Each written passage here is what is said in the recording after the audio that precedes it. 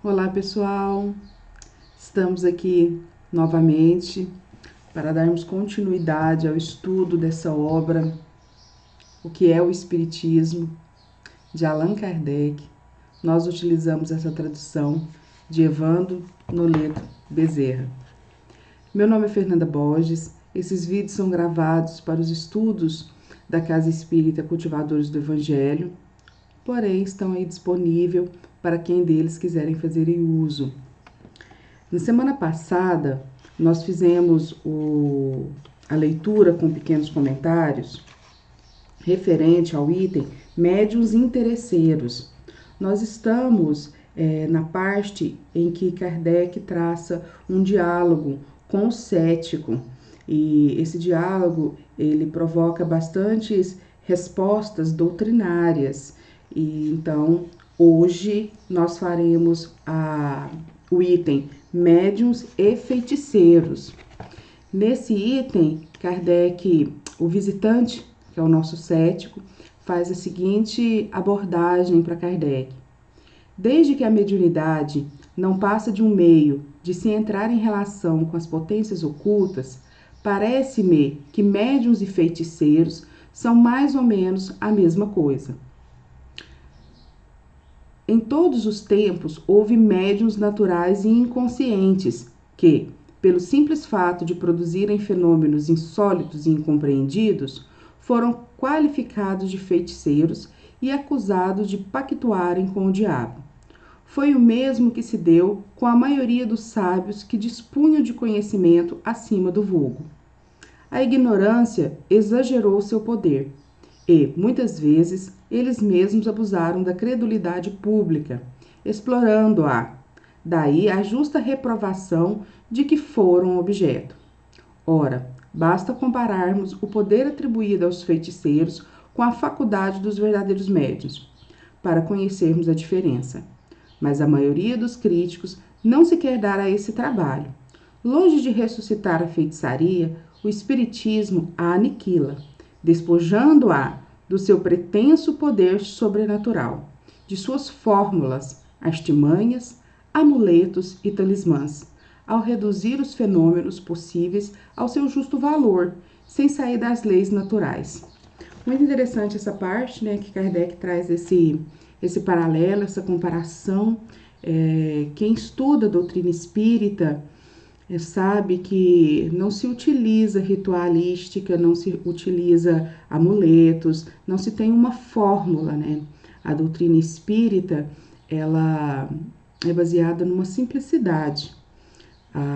O diálogo que se mantém com os desencarnados, ela corre no mesmo respeito, da mesma forma que nós a faríamos com os encarnados.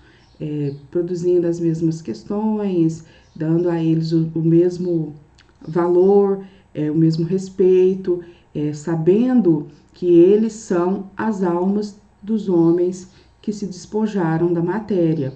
Então, para isso, o que é necessário é que se haja um médium cuja faculdade mediúnica seja possível essa comunicação. O médium ali ele é um intermediário entre o homem encarnado e o homem desencarnado.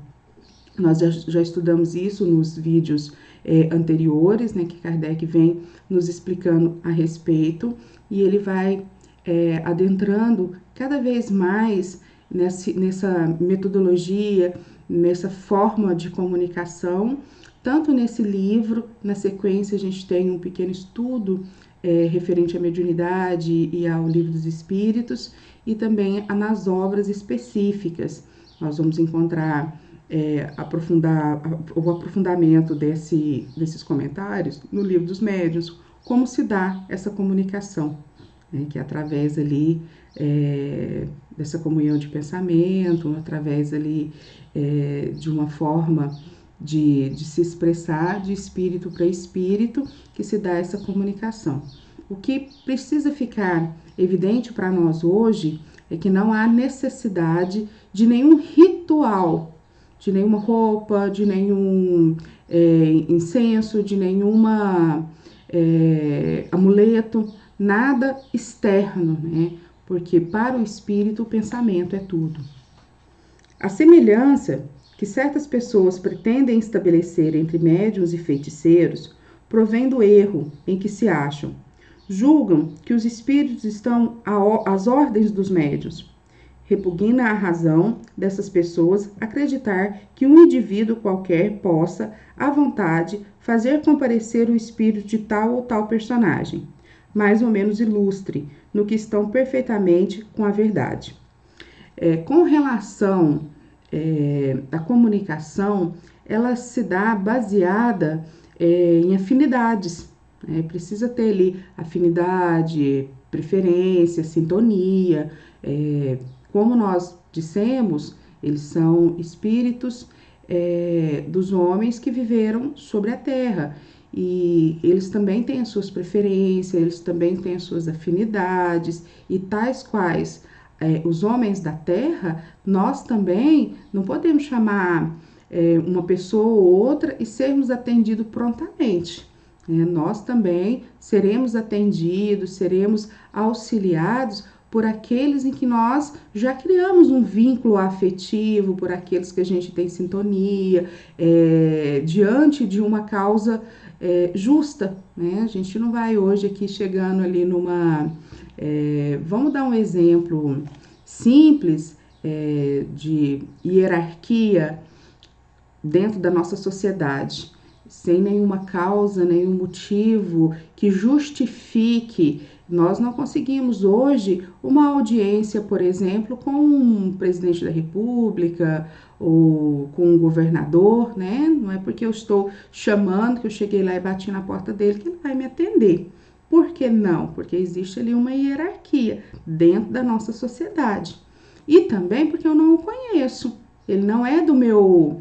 Da minha intimidade, ele não é ali do meu conhecimento. Talvez ele me atenderia se ele fosse meu amigo, mas como ele não é, e eu não tenho nenhuma causa, nenhum motivo que justifique essa audiência, eu vou ter uma dificuldade muito grande, ou talvez nem vou conseguir falar com ele. No meio espiritual, além da hierarquia, que é bem diferente do que a nossa, aqui a gente deu um exemplo grosseiro para a gente poder entender o que a gente quer dizer, lá existe essa hierarquia moral, de envergadura moral. Os espíritos superiores, para que eles possam também estar ali nos atendendo, vir às nossas reuniões, ou atender os nossos pedidos, nós precisamos nos elevar em pensamento, chegando mais próximo ali, tentando nos aproximar ao máximo de uma elevação moral, para que eles possam vir até nós. Eles não se dão o trabalho de ir em reuniões frívolas, sem motivos, mesquinhos, que está com interesse próprio. Então, eles têm ali uma causa, um motivo nobre para os quais eles vão atender, e também a questão da afinidade, né? Afinidade ali da preferência. Eles não vão atendendo o nosso pedido porque nós chamamos, hoje eu vou evocar o espírito ali de uma celebridade, da Madre Teresa, do santo tal, e eu vou recebê-lo aqui. Não é assim que funciona, né? E nessa artimanha, em caso da feitiçaria, usou-se muito alguns atributos dessa forma, né? Acreditando poder evocar aquele que tinha interesse de evocar. E aqui Kardec deixa claro para nós que os espíritos independentes, eles não estão às nossas ordens, a gente não consegue chamar provocar um efeito, tem tudo ali uma sistemática que para a gente poder começar a compreender, a gente precisa estudar, a gente precisa ver qual que é essa forma, qual que é essa metodologia, né, essa ciência, ela é toda uma ciência nova que precisa ser estudada. Entretanto, se antes de apedrejarem o espiritismo, se tivessem dado ao trabalho de estudá-lo, veriam que ele diz positivamente que os espíritos não estão sujeitos ao capricho de ninguém, que ninguém pode, à vontade, constrangê-lo a responder a seu chamado. Isso nos leva à conclusão de que os médiuns não são feiticeiros. E o visitante insiste com Kardec.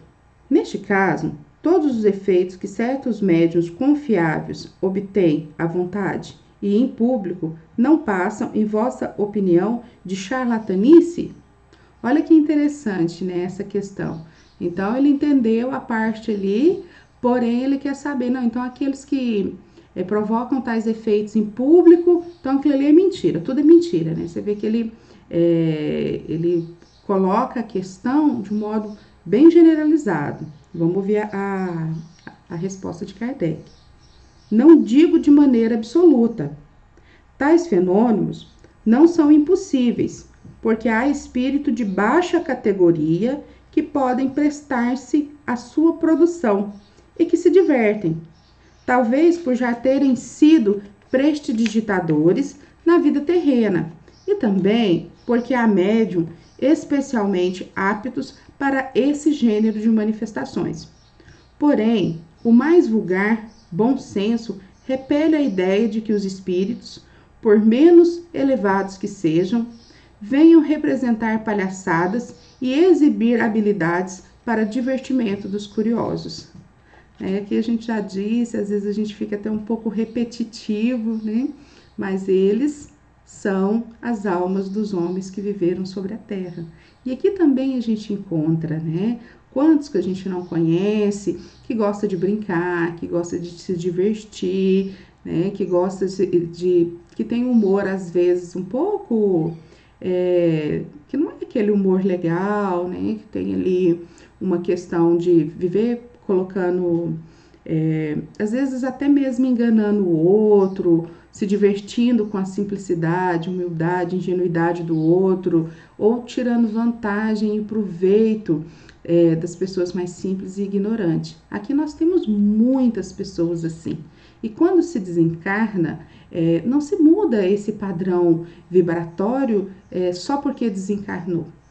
Sempre que aqui desencarna um mentiroso, plano espiritual recebe um mentiroso. Ele vai demorar para que ele possa progredir e mudar ali de atitudes. Então, da mesma forma, uma pessoa que vivia por enganar os outros, por iludir, por tirar vantagem de tudo, ele também será um espírito, e espírito ele terá também essas características. Ele vai, então, se unir àqueles outros que pensam e se divertem ou utilizam dessa mesma forma. Nós falamos anteriormente também, semelhante atrai semelhante. Por isso é tão importante a questão do orar e vigiar. O que eu estou pensando? Quais são os meus reais interesses? Quais são a minha atitude perante o meu aperfeiçoamento e perante também ao meu próximo? Como que eu estou olhando para ele? Como que eu estou agindo com ele? Como que eu estou pensando a respeito dele? Tudo isso vai determinar essa minha atmosfera íntima e é o que vai atrair para perto de mim os meus semelhantes. Então, sempre terei perto de mim aqueles que se assemelham com as nossas ideias. Nesse momento, nós estamos aqui reunidos para buscar conhecimento, para buscar compreender um pouco mais dessa doutrina fantástica que é a doutrina dos espíritos. Provavelmente, perto da gente, nesse horário específico, também estão aqueles que se afinam com essa modalidade de estudo. Então, eles vêm para poder estudar junto conosco, para poder nos inspirar, para que nós também possamos inspirá-lo. Tudo é uma troca, é uma sintonia. Se tivéssemos aqui reunidos com outra motivação, né, teríamos também um outro público de desencarnado. Talvez não seriam esses que estão aqui neste momento, porque semelhante atrai semelhante. A obtenção desses fenômenos à vontade, e sobretudo em público, é sempre suspeita.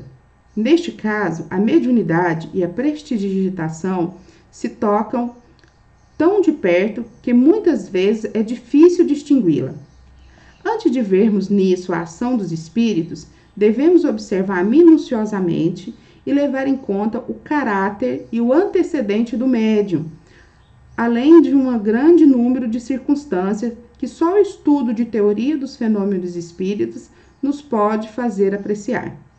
Aliás, é de notar-se que esse gênero de mediunidade, ou de pretensa mediunidade, limita-se a produzir sempre o mesmo fenômeno, salvo pequenas variantes, o que não é suficiente para dissipar as dúvidas.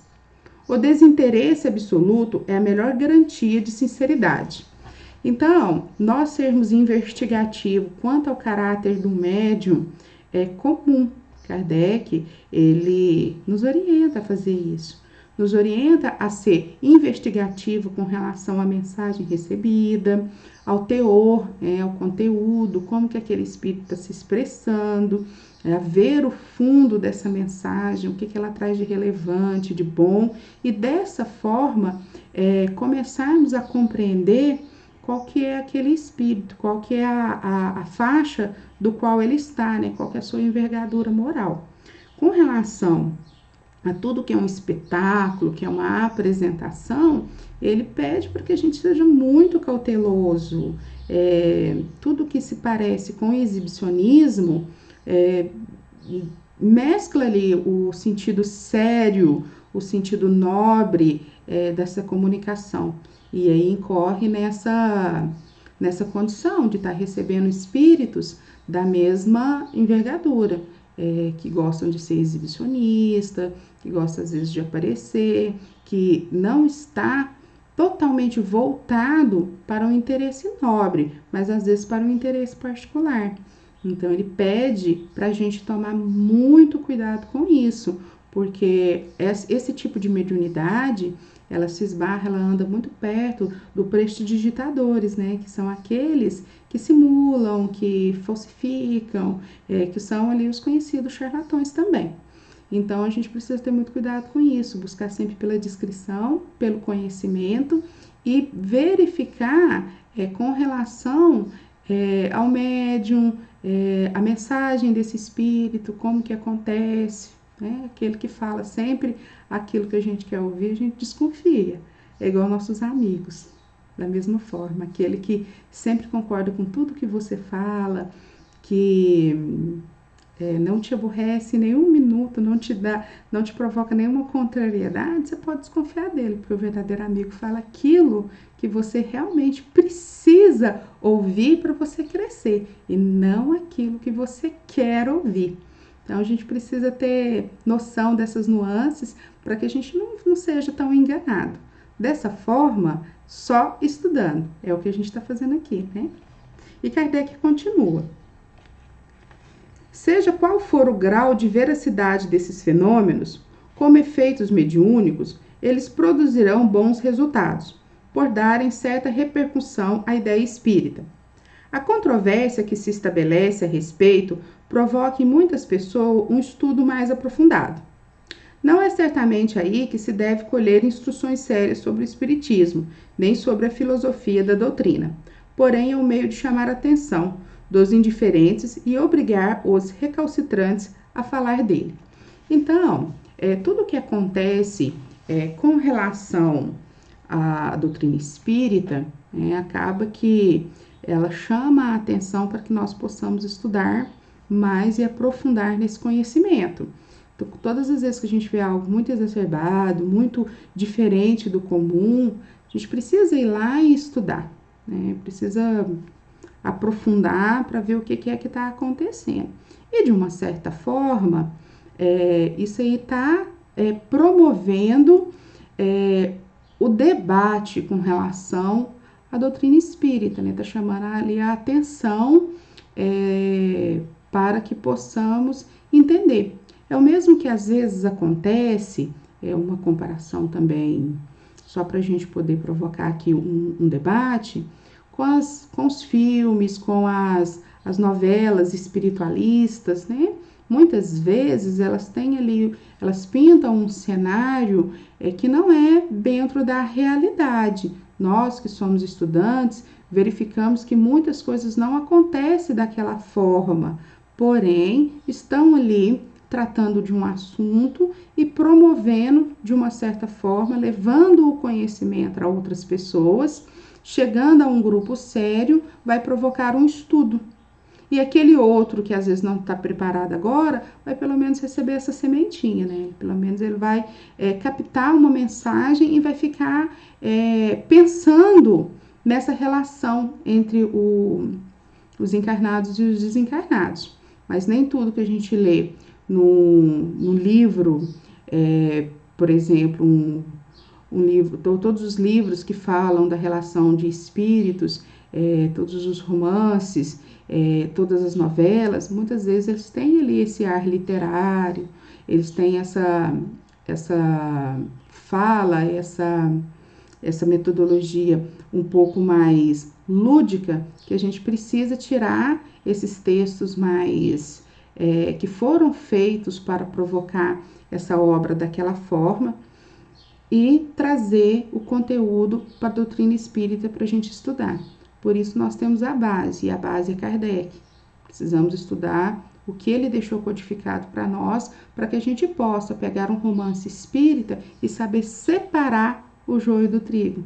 Para que a gente possa assistir a uma novela e saber separar o que é uma mensagem que é legal daquela outra que não condiz com a realidade do espiritismo. Para que a gente possa entender essa diferença da feitiçaria e da mediunidade. Então, esse foi o nosso vídeo de hoje. Eu espero vocês no próximo vídeo, no qual nós vamos estudar a diversidade dos espíritos. É um tema bastante interessante também.